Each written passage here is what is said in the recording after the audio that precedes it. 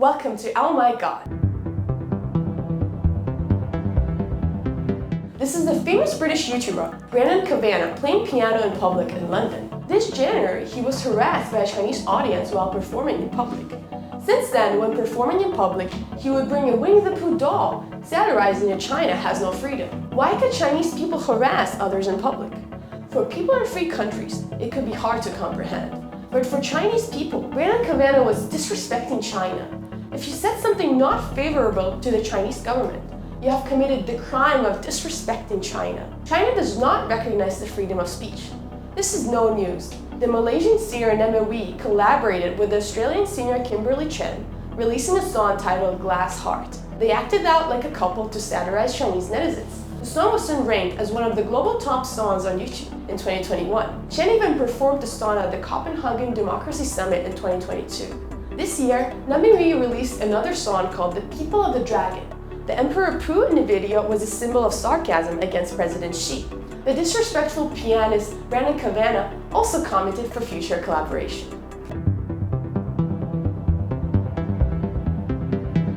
Freedom is a precious right, but not enjoyed by every country. Since the founding of People's Republic of China, the Chinese government has controlled the freedom of speech. People are not allowed to freely develop their culture and thoughts. They're not even allowed to question the government. The Chinese government exercised control over Tibet by force, suppressed democratic movements in Hong Kong with legal measures and police force, and initiated ethnic cleansing in Xinjiang. In 2014, the CCP started to build re-education centers all around Xinjiang.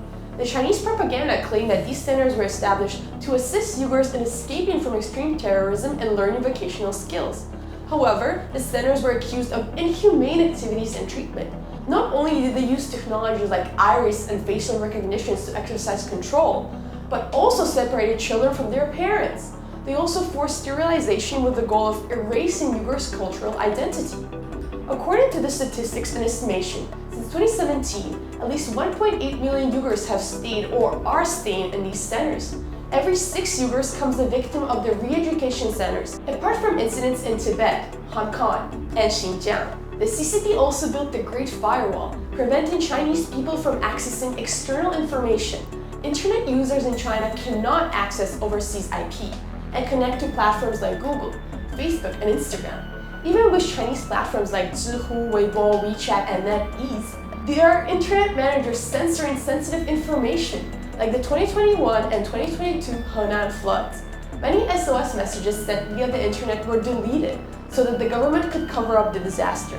During the COVID-19 pandemic, the Chinese government also deleted many posts questioning its virus containment policies. With just Weibo, there were almost 30,000 violating posts, and over 1,000 accounts that were permanently or temporarily banned due to its strict control over the freedom of speech. China was ranked by the Freedom of House the last in freedom of the net for 9 consecutive years. Taiwan was the top in the Asia-Pacific region, presenting a stark contrast with China. China not only exercised control over domestic speeches, it also rolled out more hybrid warfare measures threatening other countries. CNN once reported the Chinese government had been organizing large-scale misinformation attacks. This project was fueled by billions of dollars. The aim was to affect international media and minimize criticism against Beijing. Recent years, pro-China hackers were recruited to conduct stricter and more obvious intimidation. They would harass American citizens and smear US politicians and corporates.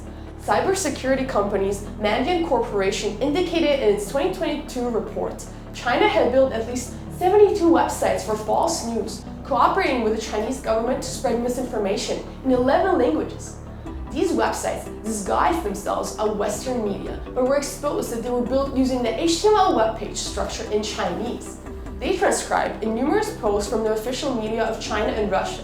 Known for criticizing the ethnic cleansing policy against the Uyghurs, the famous anthropologist Adrian Zenz was intimidated by numerous articles and posts online. Pelosi and Pompeo's visits to Asia also led to widespread of false news, so as to alienate the partnership between the US, Taiwan, Japan, and Korea. China even engaged in physical and transnational regression activities. International Human Rights Protection NGO Safeguards Defenders indicated in 2022 the Chinese 110 overseas policy service centers span across 5 continents and over 20 countries, with more than 100 centers established. The ostensible goal of these centers was to provide administrative services for overseas Chinese people, but these centers were actually built for overseas police to keep overseas Chinese people and dissidents under surveillance. Once they conveyed or did something not favorable to the CCP, the overseas Chinese people would receive a call from the overseas 110, requesting them either delete their comments online or report to the overseas police centers. Sometimes the overseas police would threaten the targeted person, forcing them to return to China to undergo investigations. The Chinese overseas police were not approved by any legal assistance treaty.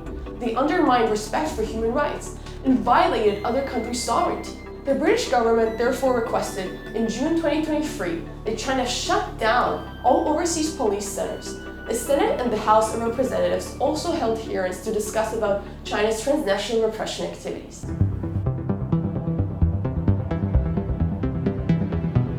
In 2023, the US think tank Pew Research Center published a survey collecting views from across 24 nations.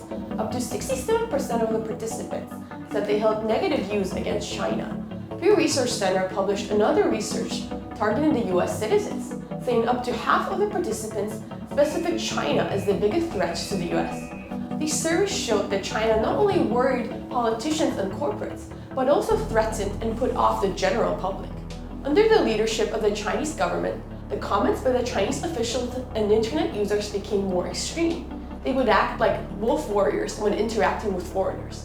Celebrities like John Cena and Dwight Howard once called Taiwan a country during interviews. They were subsequently roasted by patriotic Chinese netizens. Another incident was about the soccer star Lionel Messi, benched in a Hong Kong friendly match. He was treated also with numerous humiliating comments by Chinese netizens. These lunatic comments from Chinese netizens are very different from online disputes in democratic countries. These Chinese netizens were backed by the Chinese government. They played the roles of eliminating dissidents and promoting the official ideologies. In 2020, the US government accused China of conducting visa fraud and utilized fake passports to send spies abroad. They decided to shut down China's consulate in Houston. China struck back and demanded the closure of their American consulate in Chengdu. Chinese netizens' comments flooded the official Weibo of the American consulate, writing "fuck off." The US Consul General Jim Mullen's wife, Chuan, is from Taiwan. The Chinese netizens also crashed her Facebook page. Supposedly, the Chinese netizens were barred from using Facebook. But these netizens' Facebook crashing activities have never been investigated by Chinese officials. The Chinese netizens and official spokesperson often practice pincer movements. During events like Chinese spying balloons, Pelosi's visits to Taiwan, and President Biden's ship ban, the Chinese netizens were opening up new battlegrounds everywhere. The official media reported that the Chinese Foreign Ministry strongly condemned such actions. Taking Pelosi's visits to Taiwan in 2022, for example, China set to adopt sanctions on Pelosi, claiming her egregious provocation violated the One China policy and interfered China's internal affairs. In the spying balloon incident in 2023, China's foreign ministry condemned the US for abusing military power, overreacting, and violating international law. When President Biden signed the Chips and Science Act, the Chinese official spokesperson strongly criticized the US's goal to deprive China of its right to develop and selfishly pursue US supremacy. This is blatant economic coercion and tech bullying. China's wolf warriors, diplomacy, and assembly of netizens were trying to achieve one goal: showcasing tough attitude to create chilling effect, disseminating pro-China comments, and eliminating those not favorable to the CCP, so as to build discourse environment that's convenient to China. If the CCP succeeded with their strategy, it would inevitably be a disaster for the freedom of speech.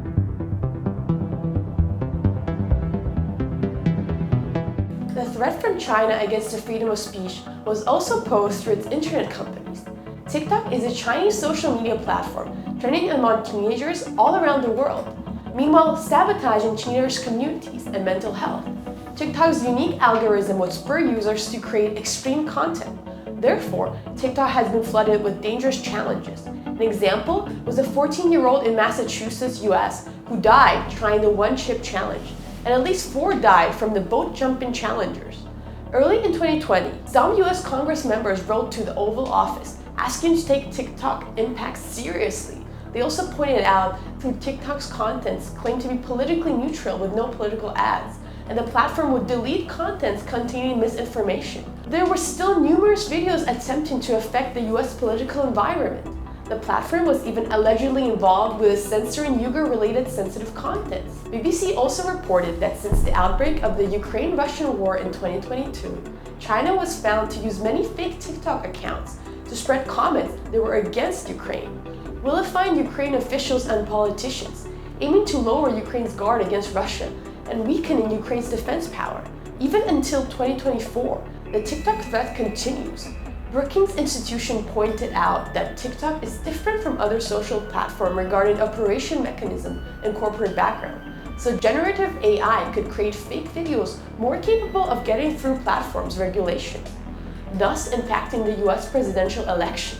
Considering cybersecurity issues and deepfake videos impacting elections, the US had banned using TikTok on federal devices. The Congress and presidential candidates were debating to fully ban TikTok through politicians held split opinions on the ban. TikTok were surely helping the Chinese government to spread pro-China comments. Will China recognize the freedom of speech one day? Not likely. But at least when we face China's abuse of freedom, we can protect ours in a more cautious way. We are Oh My Gal, posting videos every month on issues about China. If you like our video, please hit like and subscribe, and follow us on all social media.